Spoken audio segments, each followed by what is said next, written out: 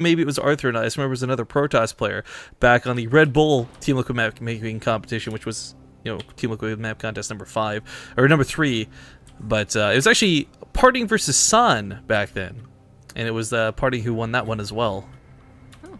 So ZV or PvPs in the finals of these map contests are apparently not that uncommon as we would see, but spawning here in the bottom right corner of the map, looking to bring it back after that crazy game number 1.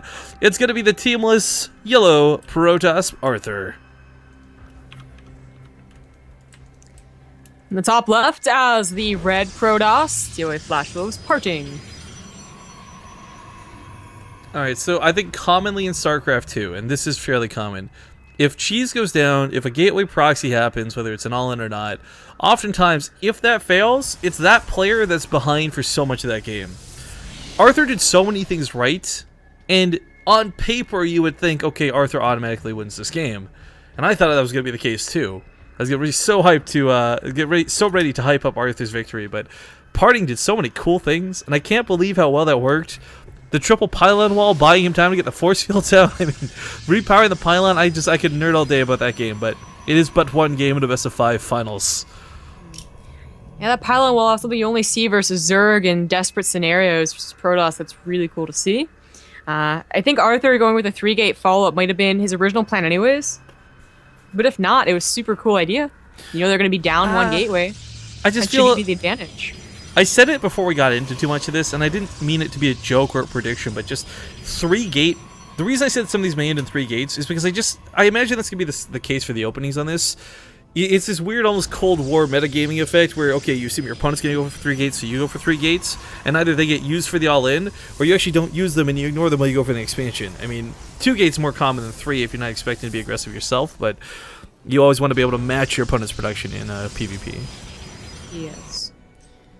Well, nothing happening yet. It's just typical scouts, but, we'll see what happens when they leave the base and where they go, to the bottom left or top right. Mm-hmm. Just while we have this opening, by the way, I want to talk about a couple things coming up for us here on the channel, guys. First off, the Team Liquid map contest. I'm really glad they invited us to the cast. It's been a blast. It's been a lot of fun. And as we get through this finals, we'll ultimately see who gets crowned champion here. But the reminder, actually, because I went back and referenced that Red Bull map making competition, it was New Polaris Rhapsody, the lava map, lava hype, that ended up winning that map contest, but it was actually Habitation Station that made it to the ladder. I think the same kind of effects might be applied with this tournament. I have no idea who's going where with the maps, but just because one wins the map contest does not guarantee that you guys will ever see it again type thing. And I want everyone make sure to keep that in mind. But I gotta tell you, I'm really falling in love with that Echo map, and I think whether it wins or not, or makes it to the ladder or not, that's definitely one that I personally would probably throw into a show match here and there, tournament map pool, just to make it more unique, because that map's not too bad and I like it quite a bit. I do too. Well, kind of called it, said that one probe or both probes go to the edges of the map, corner of the map, and that's that what happened. blimp though, what is? It's chilling. Yeah, it's huge too. Now, PartinG is actually already looking for this, and the Stalkers rallied to not quite go up there, but on this side of the map. So he may change course, he may find it, I don't know. But Dark Shrine, ooh. Against PartinG, who's going for... he's gonna see it. He's gonna see it. He's gonna see it. Oh, ooh, very nice. He was gonna go for Blink. Most likely he would have done a Robo at some point, which is fine to get to Dark Shrine. But I mean, if he might have also been planning on going to super all in with this. That would have been dangerous, if unlikely. But now, no problem. I like the immediate cancel, too. This kind of sucked for PartinG if he had gotten caught off guard by this. And this is very much part of why he was scouting, because when you go for a Blink opener, it's the one opening that really doesn't have any stealth detection with it. If you go for Stargate, you got an Oracle. Anything else goes for the Robo. It just really sucked to have gotten caught off guard by that. Hey, did Arthur cancel a gateway or did it finish? Oh, it finished. So he's going 4-gate Blink. Versus, PartinG's 3-gate Robo, which you can expand off of. I think if he gets Immortals out, he wins this, but if it's going to be the game where PartinG's being aggressive, I think PartinG is going to have some troubles.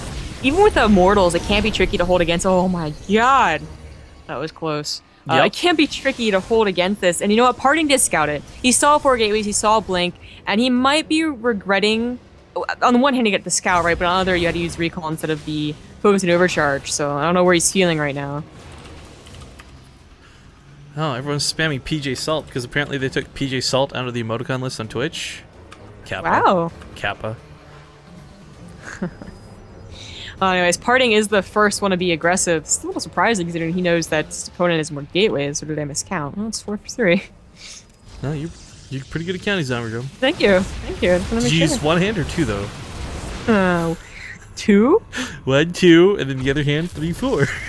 Okay. Party's going to actually back away from this, cancel the pylons. He's really not looking to apply too much of this. I do like that he's posturing outside of his base, because the problem for Arthur is, like, Parting saw everything, but Arthur really didn't, and he's just now scouting with the probe.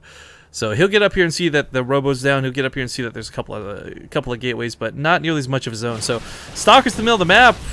Oh my god, for Parting's sake, do need to get the hell out of there. Yes, they do.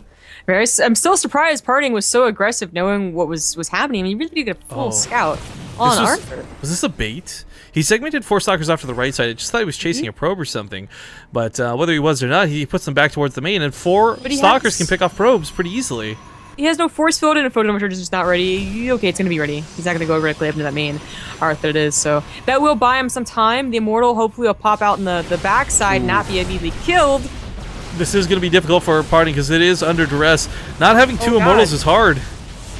Oh, that Robo's going to be picked off. There's just no helping that now. You can focus that, no problem. Oh, this is awkward.